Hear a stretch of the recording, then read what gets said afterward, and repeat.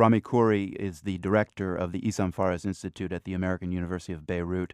Um, One consequence of the events in Benghazi and Cairo yesterday could affect the civil war in Syria in terms of foreign intervention. What do you think? Will it be much harder now to sell the idea of a Libya-style intervention to the American people regarding Syria?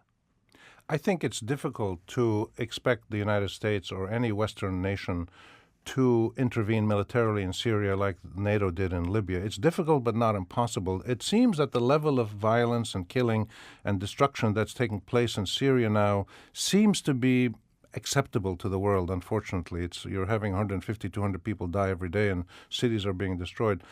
But it doesn't seem to threaten other people other than the great suffering in Syria.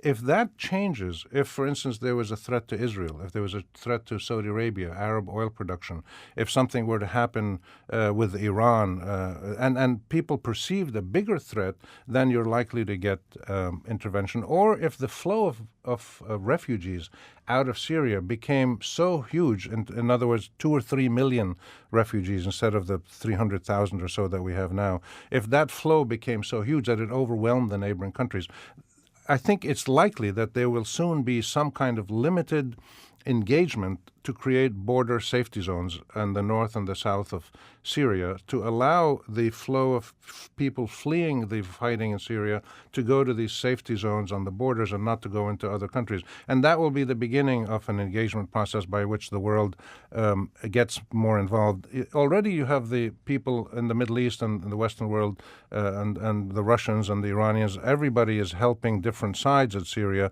with money, with logistical support, with intelligence, with satellite photos, with military aid, with medical aid, etc. So there is already huge involvement on both sides, and I think that will continue.